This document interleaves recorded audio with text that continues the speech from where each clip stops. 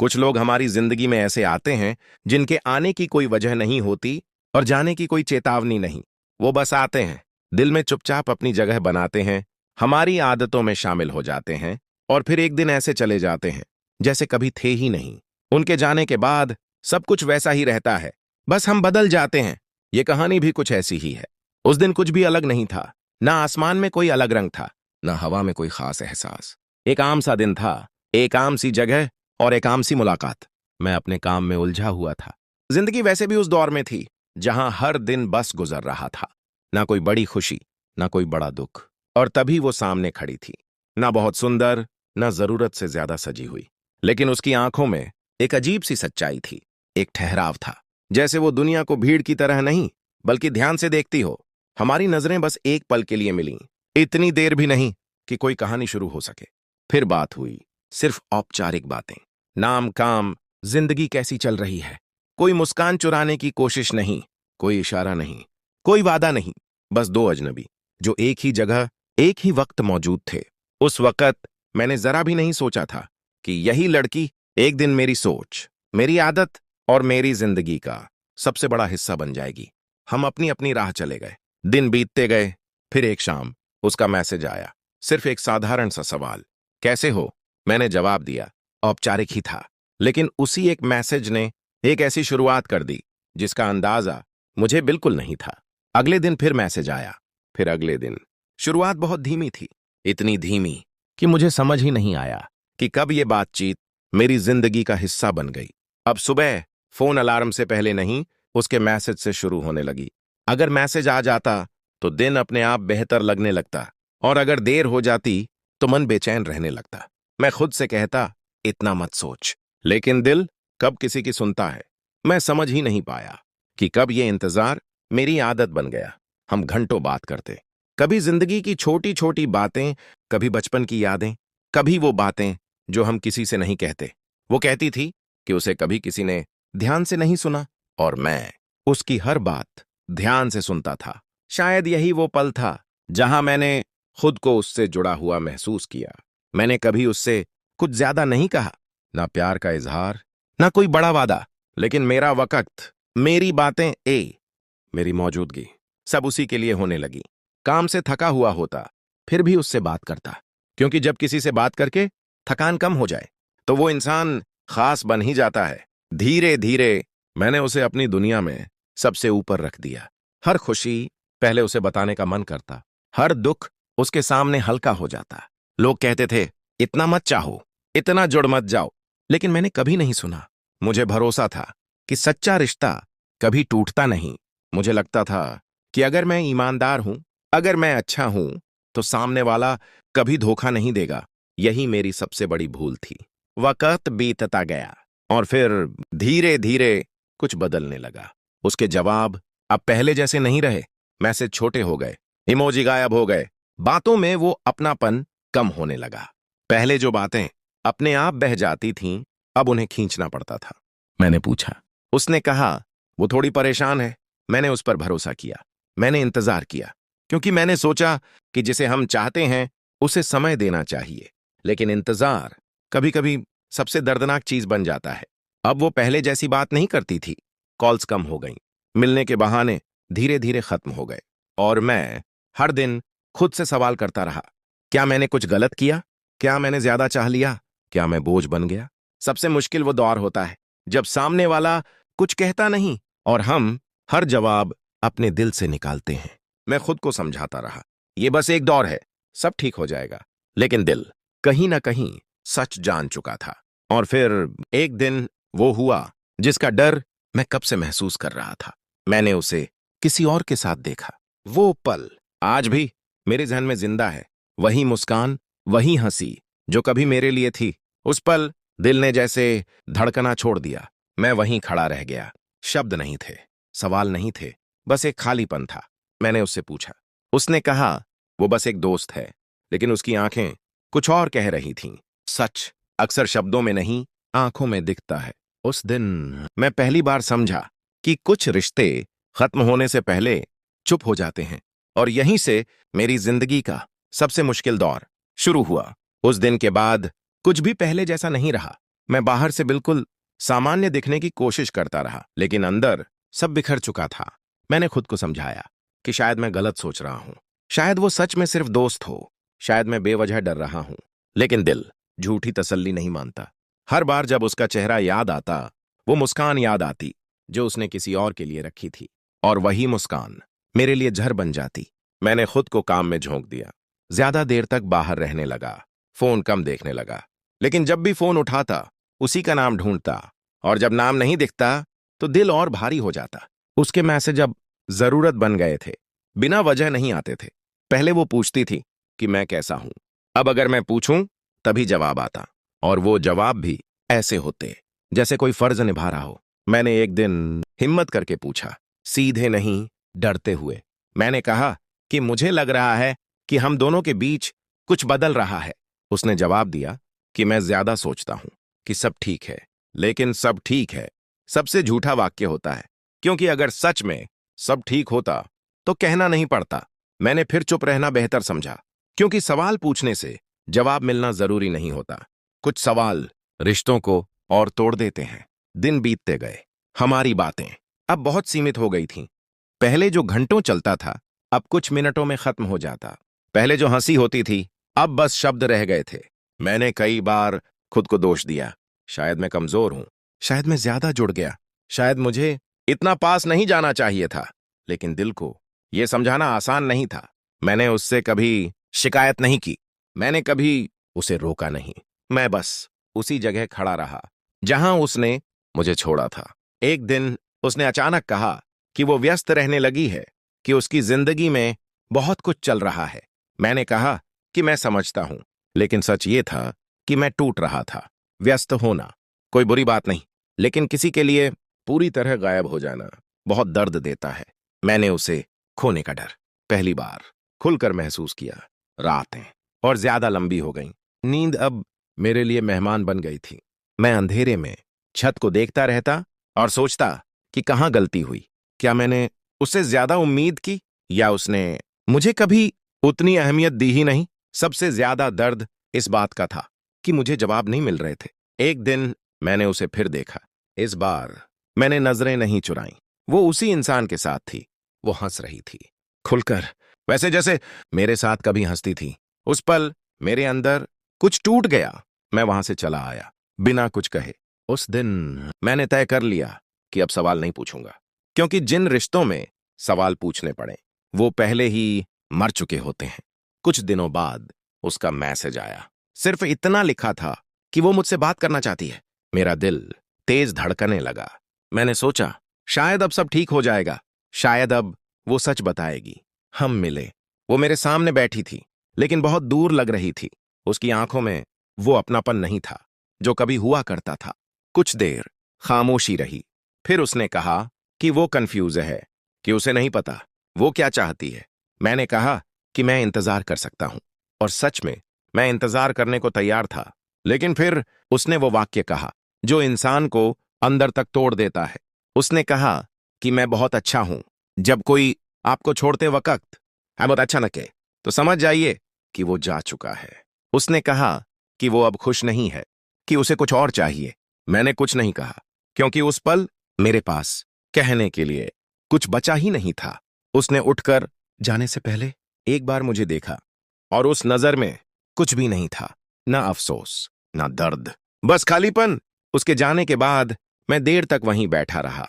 लोग आते जाते रहे, और मैं खुद को टूटते हुए देखता रहा।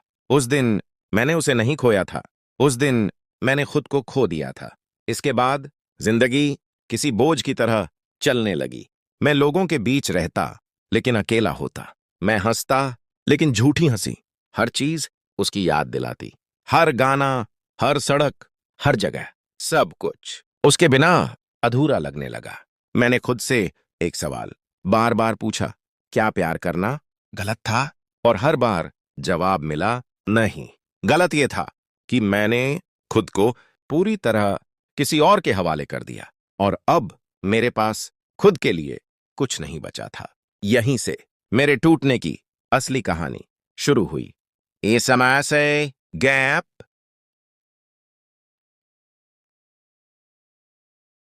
उसके जाने के बाद वक्त जैसे रुक गया था। दिन बीतते थे, लेकिन मुझे एहसास ही नहीं होता था कि एक पूरा दिन गुजर गया है। सुबह होती, शाम होती और फिर रात, लेकिन मेरे अंदर कुछ भी नहीं बदलता था। मैं लोगों के बीच रहता, काम पर जाता, जिम्मेदारियां निभाता, लेकिन सब कुछ मशीन की तरह। कोई पूछता कि मैं ठीक हूं या नहीं, तो मैं मुस्कुरा देता, क्योंकि सच बताने की हिम्मत नहीं थी। रातें सबसे मुश्किल होती थीं। दिन में तो खुद को व्यस्त रख सकता था, लेकिन रात में जब सब खामोश हो जाता, तब उसकी यादें शोर मचाने लगतीं।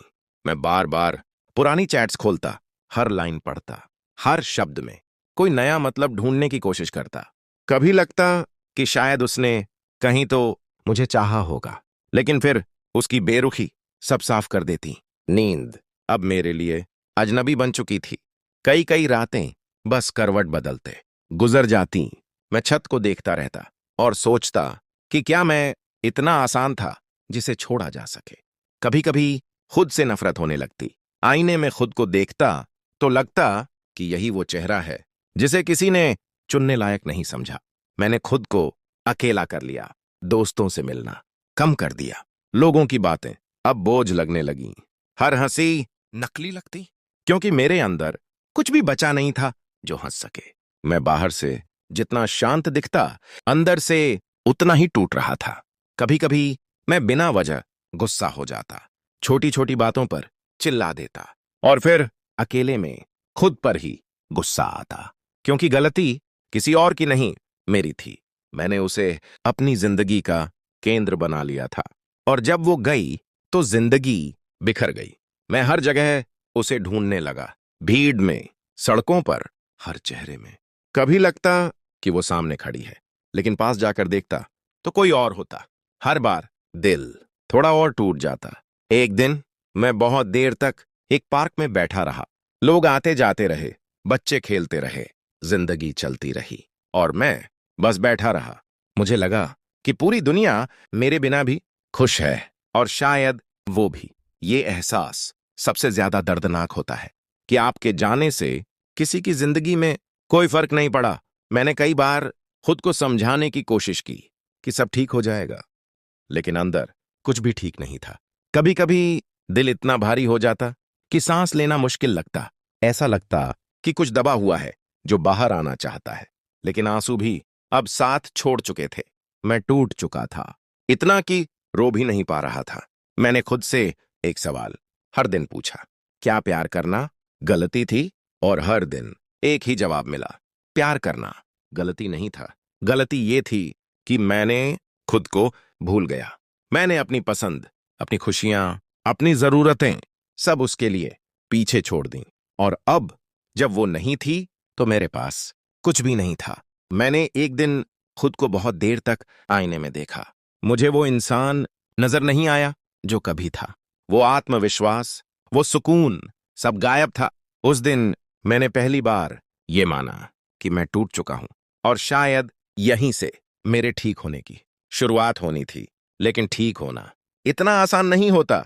खुद से लड़ना सबसे मुश्किल लड़ाई होती है। हर सुबह उठना एक जंग बन गया, हर दिन खुद को संभालना एक बोझ। लेकिन जिंदगी रुकती नहीं, और मुझे चलना ही था, भले ही घिसटते हुए।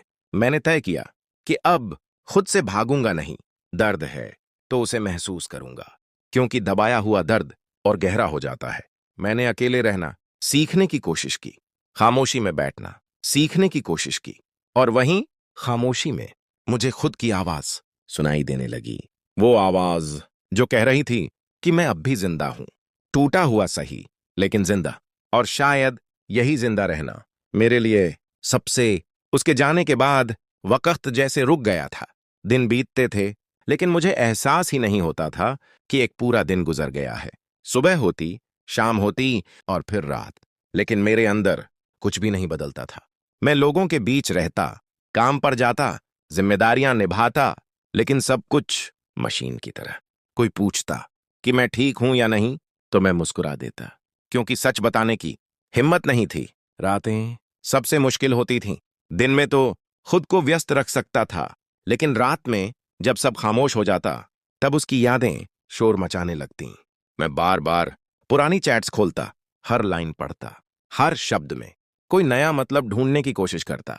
कभी लगता कि शायद उसने कहीं तो मुझे चाहा होगा, लेकिन फिर उसकी बेरुखी सब साफ कर देती। नींद अब मेरे लिए अजनबी बन चुकी थी। कई कई रातें बस करवट बदलते गुजर जाती। मैं छत को देखता रहता और सोचता कि क्या मैं इतना आसान था जिसे छोड़ा जा सके। कभी कभी खुद से नफरत होने लगती। आईने में खुद को देखता तो लगता कि यही वो चेहरा है जिसे किसी ने चुनने लायक नहीं समझा। मैंने खुद को अकेला कर लिया, दोस्तों से मिलना कम कर दिया, लोगों की बातें अब बोझ लगने लगीं। हर हंसी नकली लगती क्योंकि मेरे अंदर कुछ भी बचा नहीं था जो हंस सके। मैं बाहर से जितना शांत दिखता, अंदर से उतना ही टूट रहा था। कभी कभी मैं बिना वजह गुस्सा हो जाता, छोटी छोटी बातों पर चिल्ला देता और फिर अकेले में खुद पर ही गुस्सा आता क्योंकि गलती किसी और की नहीं, मेरी थी। मैंने उसे अपनी जिंदगी का केंद्र बना लिया था और जब वो गई तो जिंदगी बिखर गई। मैं हर जगह उसे ढूंढने लगा, भीड़ में, सड़कों पर, हर चेहरे में। कभी लगता कि वो सामने खड़ी है, लेकिन पास जाकर देखता तो कोई और होता। हर बार दिल थोड़ा और टूट जाता। एक दिन मैं बहुत देर तक एक पार्क में बैठा रहा। लोग आते जाते रहे, बच्चे खेलते रहे, जिंदगी चलती रही और मैं बस बैठा रहा। मुझे लगा कि पूरी दुनिया मेरे बिना भी खुश है और शायद वो भी। ये एहसास सबसे ज्यादा दर्दनाक होता है कि आपके जाने से किसी की जिंदगी में कोई फर्क नहीं पड़ा। मैंने कई बार खुद को समझाने की कोशिश की कि सब ठीक हो जाएगा, लेकिन अंदर कुछ भी ठीक नहीं था। कभी कभी दिल इतना भारी हो जाता कि सांस लेना मुश्किल लगता। ऐसा लगता कि कुछ दबा हुआ है जो बाहर आना चाहता है, लेकिन आंसू भी अब साथ छोड़ चुके थे। मैं टूट चुका था, इतना कि रो भी नहीं पा रहा था। जिंदगी पर आधारित कहानी, शीर्षक जिंदगी जो हमें गढ़ती है। रवि को अक्सर लगता था कि जिंदगी किसी लंबे धुंधले रास्ते की तरह है जिस पर चलते हुए मंजिल दिखती नहीं, लेकिन रुक जाने की इजाजत भी नहीं मिलती। उसकी उम्र 25 साल थी, लेकिन आंखों में थकान किसी 50 साल के आदमी जैसी। छोटा सा कस्बा, कच्ची गलियां और एक टूटा सा घर, यही उसकी दुनिया थी। रवि के पिता कभी इसी कस्बे के सबसे मेहनती आदमी हुआ करते थे। सुबह सूरज से पहले उठना और रात को तारों के नीचे घर लौटना, यही उनका रोज का नियम था। लेकिन जिंदगी नियम मानती कहां है। एक दिन अचानक पिता बीमार पड़े। पहले खांसी, फिर बुखार और फिर अस्पताल की सफेद दीवारें। डॉक्टर ने बस इतना कहा था, अब समय कम है। उस वाक्य ने रवि को एक ही पल में बड़ा बना दिया। पिता के जाने के बाद घर में एक अजीब सी खामोशी बस गई। माँ बोलती कम थी और जब बोलती तो आवाज कांप जाती। रवि पढ़ाई छोड़कर काम करने लगा। कभी होटल में बर्तन, कभी दुकान पर मजदूरी, कभी किसी के खेत में दिन भर की धूप। हर रात वह छत पर लेटकर आसमान को देखता और सोचता, क्या यही जिंदगी है या कुछ और भी होना चाहिए। संघर्ष का पहला सबक। जिंदगी ने रवि को पहला सबक दिया, मेहनत करने से सब कुछ नहीं मिलता, लेकिन बिना मेहनत कुछ भी नहीं मिलता। शहर जाने का ख्याल उसे डराता था। अजनबी लोग, अजनबी रास्ते और न जाने कितनी असफलताएं। लेकिन कस्बे में रहकर वह सिर्फ सांसें ले रहा था, जिंदगी नहीं जी रहा था। एक दिन माँ ने खुद कहा, जा बेटा, मैं यहां संभाल लूंगी, तू अपनी जिंदगी संभाल। उस दिन रवि ने महसूस किया माँ का दिल कितना बड़ा होता है।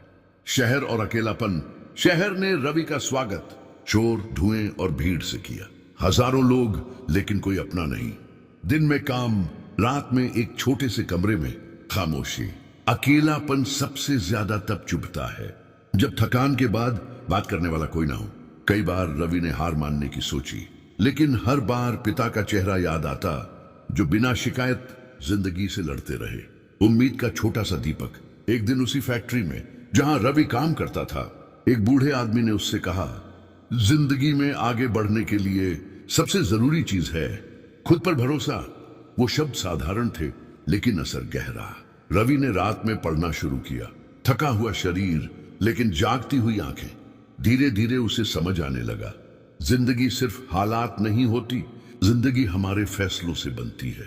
पहली जीत। सालों बाद रवि ने एक छोटी सी नौकरी हासिल की। पैसा ज्यादा नहीं था, लेकिन सम्मान था। उस दिन उसने मां को फोन किया और पहली बार आवाज में मुस्कान थी। मां रो पड़ी और रवि समझ गया जिंदगी की सबसे बड़ी जीत पैसों में नहीं, अपने लोगों की आंखों की खुशी में होती है। रवि को अब शहर की आदत होने लगी थी। सुबह की भागदौड़, बसों की भीड़ और रात को थके कदमों के साथ एक छोटे से कमरे में लौट आना। लेकिन इस बार उसके कदम थोड़े मजबूत थे। नौकरी छोटी थी पर पहचान बनने लगी थी। लोग उसका नाम जानने लगे थे और यही बात उसके भीतर एक नया आत्मविश्वास भर रही थी। प्यार की दस्तक। उसी दफ्तर में रवि की मुलाकात नेहा से हुई। सादा सा चेहरा, कम बोलने वाली लड़की, लेकिन आंखों में अजीब सी गहराई। नेहा ज्यादा सवाल नहीं करती थी, बस सुनती थी। और रवि को पहली बार लगा कि कोई है जो उसे बिना जज किए सुन रहा है। धीरे धीरे लंच ब्रेक साथ होने लगे, चाय की छोटी छोटी बातें और फिर जिंदगी की बड़ी बातें। रवि ने पहली बार अपने दर्द किसी को बताए। पिता का जाना, मां की चिंता और अंदर का डर। नेहा ने बस इतना कहा, तुम बहुत मजबूत हो रवि, बस तुम्हें खुद पर यकीन नहीं। खुशी और डर साथ साथ। प्यार जब जिंदगी में आता है तो उम्मीद भी लाता है, लेकिन डर भी। रवि डरता था अगर नेहा भी उसे छोड़ गई तो। गरीबी का डर, असफलता का डर और सबसे बड़ा डर खुद को फिर से टूटते देखने का। लेकिन नेहा अलग थी। वो साथ चलना चाहती थी, आगे बढ़ना चाहती थी। सफलता का पहला नशा। कुछ सालों की मेहनत के बाद रवि को प्रमोशन मिला। अब उसका नाम एक छोटे से केबिन पर लिखा था। पहली बार उसे लगा कि उसने कुछ हासिल किया है। पैसे बढ़े, रहने की जगह बदली और सोच भी। यही जिंदगी ने दूसरा सबक दिया। सफलता जब आती है तो इंसान को आईना दिखाती है। रवि अब थोड़ा कम झुकने लगा था, थोड़ा कम सुनने लगा था। नेहा ने महसूस किया लेकिन कुछ कहा नहीं। पहली बड़ी दरार। एक दिन नेहा ने कहा, रवि तुम बदल रहे हो। रवि हंस दिया। बदलना जरूरी है, वरना आगे कैसे बढ़ेंगे। लेकिन नेहा की आंखों में खुशी नहीं थी। धीरे धीरे बातें कम होने लगी, मुलाकातें टलने लगीं और एक दिन नेहा चली गई। कोई लड़ाई नहीं, कोई शोर नहीं, बस एक खामोश विदा। अकेलापन लौट आया। सफलता के बीच अकेलापन और गहरा हो जाता है। रवि के पास सब था, नौकरी, पैसा, पहचान, लेकिन दिल खाली था। रातों को नींद नहीं आती और दिन में खुद से बातें। उसने मां को फोन किया। मां ने बस इतना कहा, बेटा जिंदगी में जो टूटता है वही इंसान को इंसान बनाता है। जिंदगी का सबसे बड़ा गिरना। और फिर एक झटके में सब कुछ बदल गया। जिस कंपनी में रवि काम करता था वहां बड़ा घाटा हुआ। छटनी शुरू हुई। रवि का नाम भी उस लिस्ट में था। एक दिन में नौकरी चली गई। जिस शहर ने उसे पहचान दी थी उसी शहर ने उसे फिर से अजनबी बना दिया। खुद से सामना। अब कोई नेहा नहीं थी, कोई दफ्तर नहीं था, बस एक कमरा और ढेर सारे सवाल। रवि कई दिनों तक घर से बाहर नहीं निकला। फिर एक दिन उसने खुद से पूछा, अगर सब चला गया तो मेरे पास बचा क्या है?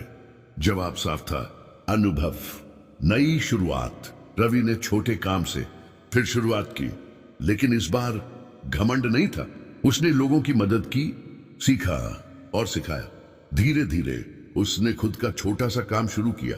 इस बार वो सिर्फ अपने लिए नहीं, दूसरों के लिए भी रोजगार बना रहा था। जिंदगी की समझ रवि अब जान चुका था। जिंदगी एक सीधी रेखा नहीं, बल्कि उतार चढ़ाव की कहानी है। जो गिरकर उठता है वही सच में जीता है। रवि की जिंदगी अब शांत दिखती थी, लेकिन अंदर बहुत कुछ चल रहा था। छोटा सा अपना काम, कुछ लोग जो उस पर भरोसा करते थे और दिन भर की भागदौड़। लेकिन एक चीज थी जो उसे हर रात बेचैन करती थी, माँ की तबीयत। एक शाम फोन की घंटी बजी। दूसरी तरफ पड़ोसी की घबराई हुई आवाज थी, रवि बेटा जल्दी आ जाओ, माँ की तबीयत ठीक नहीं है। उस पल रवि के हाथ कांप गए। शहर, काम, सब कुछ वहीं छूट गया। घर वापसी। जब रवि घर पहुंचा तो वही पुराना घर था, लेकिन माँ कमजोर लग रही थी। चेहरे पर झुर्रियां बढ़ गई थी, आंखों में रोशनी कम। माँ ने उसे देखते ही कहा, इतना परेशान क्यों हो रहा है? जिंदगी है बेटा, आना जाना लगा रहता है। लेकिन रवि जानता था अब समय कम था। अधूरी बातें। रातों को रवि माँ के पास बैठा रहता। माँ कभी कभी उसके बालों में हाथ फेरती और कहती, तू बचपन में भी ऐसे ही परेशान हो जाया करता था। उन पलों में रवि को एहसास हुआ जिंदगी में कितना कुछ कहना रह जाता है। माँ का आखिरी सबक। एक रात माँ ने धीरे से कहा, बेटा अगर मैं ना रहूं तो खुद को अकेला मत समझना। जिंदगी का मतलब किसी एक इंसान से नहीं होता। रवि रो पड़ा। माँ मुस्कुराई, रो मत, कमजोर मत बन, दूसरों के लिए सहारा बन। विदा। कुछ दिनों बाद माँ चली गई। इस बार रवि टूट कर नहीं रोया, बस चुपचाप बैठा रहा, क्योंकि अब उसे समझ आ चुका था दुख भी जिंदगी का हिस्सा है। अंदर का बदलाव। माँ के जाने के बाद रवि पूरी तरह बदल गया। अब वह सिर्फ सफल नहीं, समझदार बनना चाहता था। उसने अपने काम को एक मिशन बनाया, गरीब बच्चों को सिखाना, नए लोगों को मौका देना। जिंदगी का सच रवि ने जाना, जिंदगी हमें सब कुछ एक साथ नहीं देती। पहले सपना देती है, फिर संघर्ष, फिर दर्द और अंत में समझ, खुद से शांति। एक शाम रवि छत पर बैठा डूबते सूरज को देख रहा था। उसे लगा अब उसे कुछ साबित नहीं करना, वह बस जिंदगी के साथ चलना सीख चुका था। साल बीत गए। रवि अब उसी शहर में जाना जाता था जहां कभी वह खो गया था, लेकिन अब पहचान नाम से नहीं, काम से थी। नेहा की वापसी। एक दिन अचानक नेहा सामने खड़ी थी। समय ने दोनों को बदल दिया था। नेहा ने कहा, मैंने तुम्हें छोड़कर गलती नहीं की, लेकिन तुम्हें खोकर खुद को पाया। रवि मुस्कुराया। अब दर्द नहीं था, बस सम्मान था, माफी और आगे बढ़ना। रवि ने कहा, जिंदगी हमें जिनसे दूर करती है वो भी हमें कुछ सिखाने के लिए होता है। दोनों ने एक दूसरे को दिल से माफ किया और अलग अलग अपनी अपनी जिंदगी में आगे बढ़ गए। सफलता का नया अर्थ रवि के लिए अब सफलता का मतलब था रात को चैन की नींद, किसी के चेहरे की मुस्कान और खुद से नजर मिलाने की हिम्मत। अंत नहीं, शुरुआत। एक दिन रवि बच्चों को पढ़ाते हुए बोला, जिंदगी हमसे बहुत कुछ छीनती है, लेकिन बदले में हमें इंसान बना देती है। उसकी आंखों में अब शिकायत नहीं थी। आखिरी पंक्तियां, जिंदगी किसी कहानी की तरह होती है, कभी खुशी, कभी दर्द, कभी सन्नाटा, लेकिन जो हर पन्ना पढ़ लेता है वही जिंदगी को समझ पाता है, और यही जिंदगी हमें गढ़ती है। खिड़की पर ठहरी मोहब्बत अयान, 22 साल का कॉलेज का लड़का, शहर में अपने छोटे से किराए के कमरे में अकेला रहता है। शाम ढल चुकी है, खिड़की बंद है, कमरा थोड़ा अंधेरा और वह मोबाइल पर तेज आवाज में वीडियो देख रहा है। उसे पता ही नहीं चलता कि दरवाजा ठीक से बंद नहीं हुआ। अचानक दरवाजा चरमराता है और सामने वाले घर में रहने वाली सानवी अंदर आ जाती है। वह हंसते हुए कहती है, अयान। इतनी तेज आवाज बाहर तक सुनाई दे रही थी। अयान झेंप जाता है, मोबाइल छुपा देता है। सानवी मजाक में बोलती है, इतना डर क्यों रहे हो, तुम लड़के बहुत शर्मीले होते हो। अयान हल्के से मुस्कुराता है, सोचा नहीं था कि आप कमरे में आ जाएंगी। सानवी कहती है, मैं सामने रहती हूं, लगा कहीं तुम्हें कुछ हो न गया हो, इसलिए देखने आ गई। दोनों हल्का सा हंसते हैं। यही पहली बार दोनों के बीच एक अनजाना सा खिंचाव बनता है। कुछ दिनों बाद रोज रात करीब अयान खिड़की से देखता है कि सानवी के कमरे की लाइट देर तक जलती रहती है। एक शाम वह सीढ़ियों पर बैठी उदास दिखती है। अयान पूछता है, सानवी दीदी सब ठीक है? उसकी आंखें भर आती हैं। राहुल इस बार 15 दिनों के लिए बाहर जा रहा है, मैं अकेली रह जाती हूं, अच्छा नहीं लगता। अयान चाय लाकर देता है, उसके लिए दवा लाता है। सानवी पहली बार मुस्कुराती है, सच में, दिल से। धीरे धीरे दोनों के बीच एक नजदीक सी दोस्ती बनने लगती है। रात को दोनों छत पर बैठकर बातें करते, कभी बचपन की बातें, कभी सपने, कभी डर। सानवी कहती है, अयान तुम बहुत अच्छे हो, तुम्हें देखकर लगता है कोई अपना है। अयान हल्की हंसी में बोलता है, आप भी अकेली हो, मैं भी, इसलिए शायद बातें दिल तक जाती हैं। उनकी बातचीत गहरी होने लगती है, मगर दोनों अपनी अपनी सीमा जानते हैं। एक शाम अयान जानबूझकर मोबाइल की आवाज बढ़ा देता है। अगले ही पल सानवी कमरे में आती है, थोड़ी नाराज। अयान ये क्या है, इतनी तेज आवाज क्यों? अयान धीरे से कहता है, शायद चाहता था कि आप आ जाएं। सानवी चौंक जाती है, चेहरे पर नाराजगी, पर आंखों में कोई और कहानी। वह धीरे से कहती है, अयान, ये सही नहीं है। अयान जवाब देता है, गलत क्या है? हम सिर्फ बातें करते हैं और मैं आपकी परवाह करता हूं। सानवी कुछ नहीं बोलती, बस बाहर चली जाती है। अयान ठहर जाता है, उसी जगह, उसी खामोशी में। रात को अयान छत पर बैठा है, हवा चल रही है और उसका चेहरा उतर चुका है। तभी सानवी आती है। इतनी रात हो गई, यहां क्या कर रहे हो? अयान धीमे स्वर में, मुझे लगता है कोई समझता ही नहीं। सानवी का दिल पिघल जाता है। वह धीरे से उसका हाथ पकड़ लेती है। अयान, मैं समझती हूं, बस थोड़ा सब्र रखो। यही पहला पल होता है जब सानवी उसके बिल्कुल करीब आती है, जितना एक भावनात्मक रिश्ता इजाजत देता है। अगले दिन राहुल घर आता है और कहता है, मैं 15 दिनों के लिए चेन्नई जा रहा हूं, घर का ध्यान रखना। सानवी चुप रहती है। अयान की नजरें उससे मिलती हैं। कुछ अनकही बातें दोनों की आंखों में तैरती हैं। शाम को सानवी अकेले अंदर बैठी रो रही होती है। अयान धीरे से उसके पास बैठता है और उसका हाथ थाम लेता है। मैं हूं ना, आप अकेली नहीं हो। सानवी अपना सिर अयान के कंधे पर रख देती है, पहली बार पूरे भरोसे के साथ। रात के वक्त दोनों एक ही कमरे में बैठे हैं। लाइट हल्की है, हवा धीमे से चल रही है। दोनों एक दूसरे की आंखों में झांकते हैं, बिना किसी हद को पार किए। बस दिल की बातें, टूटे हुए हिस्से, अधूरी कहानियां और एक दूसरे को समझने का सुकून। सानवी कहती है, मुझे नहीं लगा था कि कोई मुझे इतना समझ सकता है। अयान मुस्कुराकर जवाब देता है, कभी कभी गैर अपने से भी ज्यादा अपने लगने लगते हैं। दोनों एक दूसरे को हल्के से थाम लेते हैं। एक संभलकर, सीमाओं में रहने वाला लेकिन गहरा रिश्ता। अगली सुबह सानवी पहले से बिल्कुल अलग दिखती है। हल्की मुस्कान, आंखों में चमक और चेहरे पर सुकून। अयान उसे देखता है और मन ही मन सोचता है, कभी कभी दो लोग सिर्फ इसलिए करीब आते हैं क्योंकि दोनों को कोई सुनने वाला चाहिए होता है। खिड़की बंद थी, पर दिल खुल गया था।